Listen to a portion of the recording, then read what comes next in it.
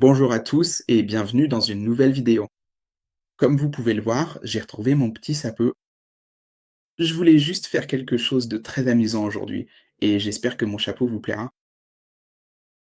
Oui, aujourd'hui nous allons parler de l'ingénierie des caractéristiques.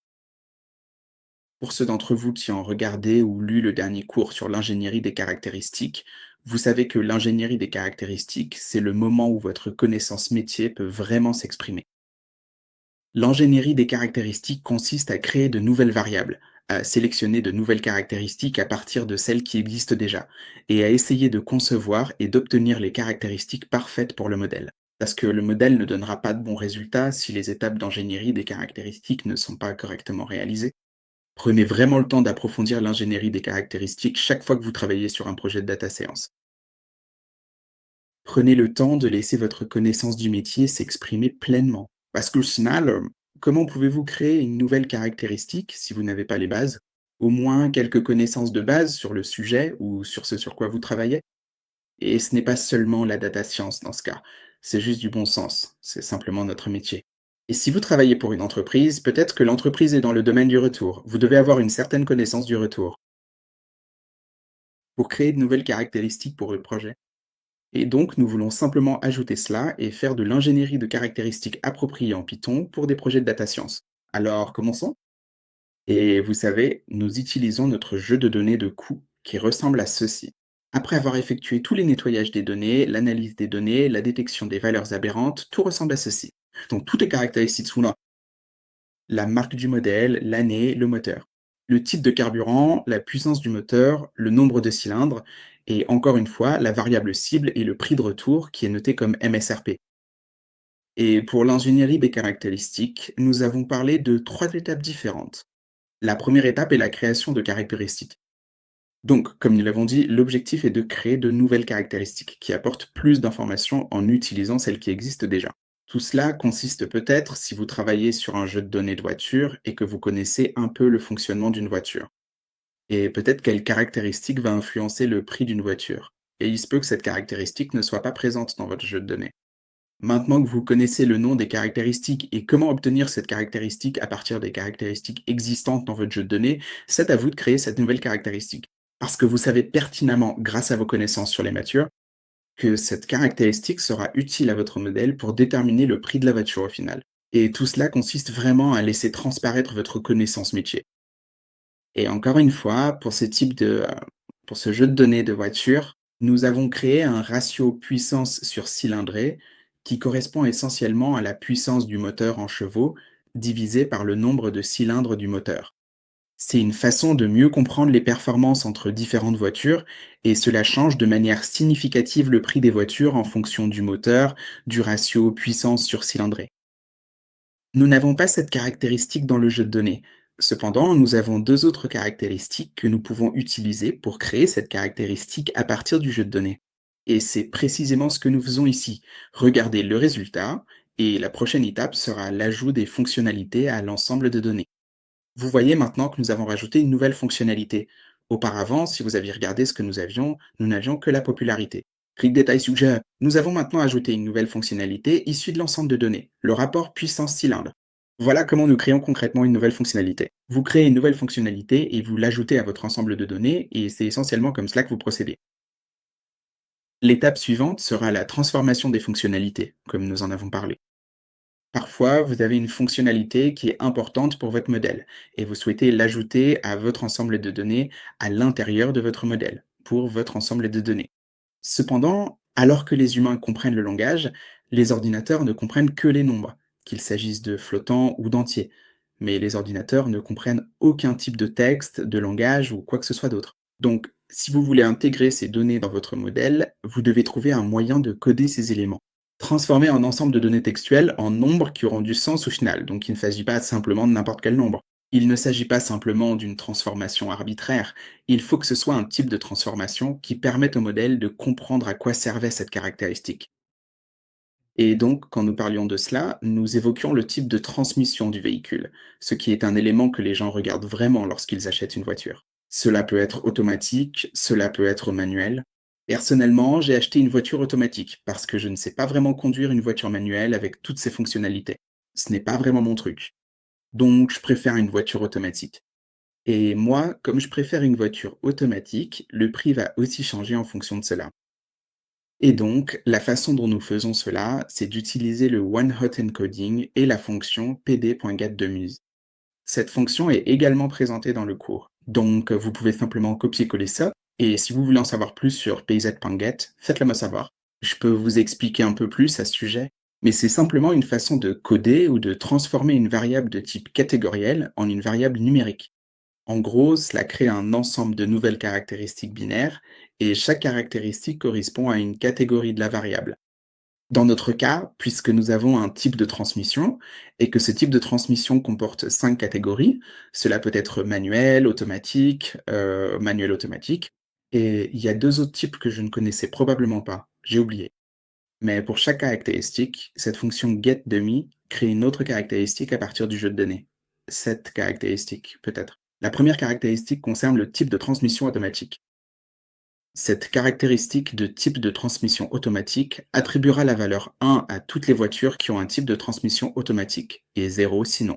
Sinon, il va créer une autre caractéristique pour le mode manuel, où la valeur est 1 pour toutes les voitures dont le type de transmission est manuel, et 0 sinon. Sinon, il crée autant de caractéristiques que de catégories présentes dans vos caractéristiques d'origine, et ces caractéristiques seront binaires. Selon que la voiture possède ou non ce type, c'est-à-dire si la voiture a ce type de transmission ou non. Et donc, une fois que vous avez fait cela, vous obtenez quelque chose qui ressemble à ceci. Donc, après avoir créé le rapport puissance sur cylindrée, vous créez maintenant le premier type de transmission, qui est la transmission manuelle automatisée. Et il attribue en quelque sorte la valeur 0 à toutes les voitures dont le type de transmission n'est pas manuel automatisé. C'est pourquoi vous voyez 0 ici. Maintenant, si vous vous intéressez aux fonctionnalités clés, vous savez que nous avons 1, 2, 3, 4, 5 nouvelles fonctionnalités. Parce que la catégorie type de transmission comporte 5 catégories. Et ensuite, vous regardez ici, vous voyez le type de transmission. Euh, Cela signifie simplement que Discord BMW a un type de transmission au mineur. Et vous pouvez voir ce mineur, mineur, mineur, mineur. C'est pourquoi vous voyez 1 et partout le type de transmission n'est pas mineur, cela va donner 0. C'est pour cela que vous voyez tous ces 0, 0, 0, 0, 0. Donc, souvenez-vous, à la fin de la journée, ces fonctionnalités sont binaires. Et c'est une façon de dire à l'ordinateur, d'accord, je crée ces nouvelles fonctionnalités. Et chaque fois que le type de transmission est automatique, vous lui donnez 1. Quand ce n'est pas le cas, vous mettez 0. Et c'est le langage que l'ordinateur comprend. L'ordinateur ne comprend pas ça.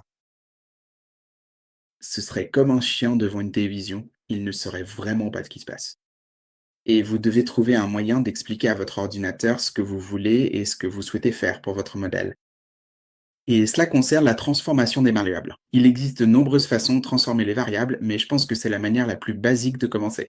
Et une fois que vous aurez compris cela en détail, vous pourrez explorer de plus en plus de méthodes de transformation des variables. Et encore une fois, si vous avez des questions, faites-le moi savoir. Et la dernière méthode est la sélection de variables.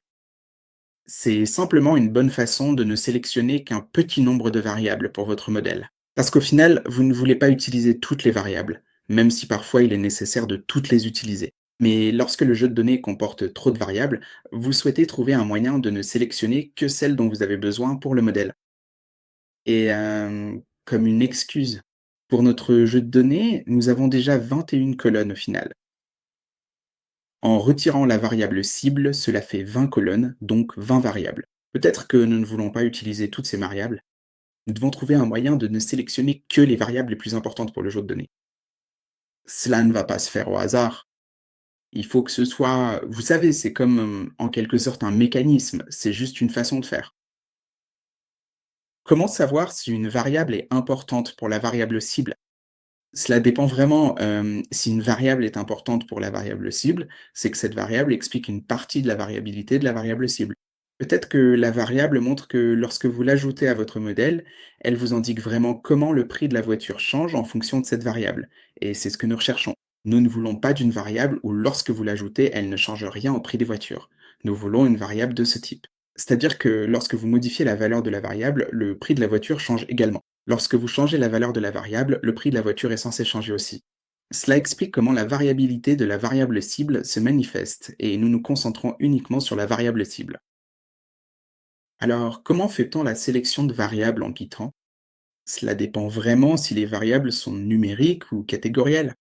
Mais puisque notre variable cible est catégorielle, nous pouvons évaluer l'importance de chaque variable numérique par rapport à la variable cible, en utilisant ce que l'on appelle la matrice de corrélation. La matrice de corrélation est simplement une matrice qui donne un score de 0 à 1, où 0 signifie le score de -1 à 1, ou -1 signifie c'est fortement corrélé, mais de manière négative.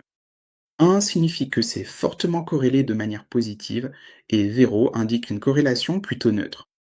Et nous voulons obtenir ces corrélations élevées, proches de l'un.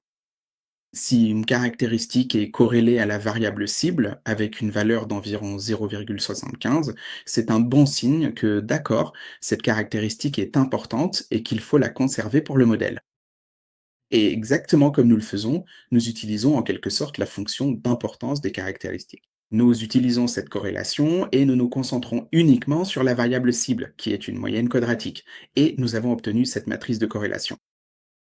Donc, cette matrice donne un score de 1 à 0, de la valeur la plus élevée à la plus basse. Et vous pouvez voir qu'un score de 1 signifie le prix de vente conseillé, MSRP, est fortement corrélé au MSRP, évidemment, et certaines de ces caractéristiques qui sont fortement corrélées au MSRP sont la puissance du moteur, HP, le nombre de cylindres du moteur et le rapport puissance par cylindre, qui est plus élevé. La valeur est de 0,65, 0,55, 0,35. Le titre de transmission, le kilométrage automatisé, l'année de la voiture, ce qui est quelque chose auquel nous nous attendions. Et en quelque sorte, les caractéristiques après cela ne sont tout simplement pas fortement corrélées. C'est ça. La bonne nouvelle, c'est que la caractéristique que nous avons créée, le rapport puissance par cylindre, présente en fait une corrélation assez forte avec le prix de détail. Et c'est quelque chose que nous voulions accomplir en utilisant l'existant, en créant de nouvelles caractéristiques et en ajoutant plus de perspectives à votre marché. Maintenant, nous allons utiliser cela parce que nous voyons que la caractéristique que nous avons créée a du sens et repose toujours sur votre connaissance du domaine. Et si vous souhaitez analyser l'importance d'une caractéristique catégorielle par rapport à une variable cible numérique, vous pouvez utiliser des visualisations et des graphiques. S'il y a des tendances qui montent, descendent, montent, descendent, on peut commencer à y réfléchir. Peut-être que cette caractéristique explique réellement la variabilité du prix des voitures. Et vous pouvez faire cela en utilisant des visualisations de données. Je vais vous le donner en exercice parce que vous savez déjà comment faire des visualisations de données. Mais encore une fois, si vous avez des questions, faites-le moi savoir. Et une fois que vous avez fait cela, à la fin, vous pouvez simplement sélectionner une poignée de caractéristiques pour le modèle. C'est peut-être juste un exemple de la façon dont vous pouvez sélectionner seulement quelques caractéristiques pour le modèle, comme ici vous choisissez la marque et le modèle.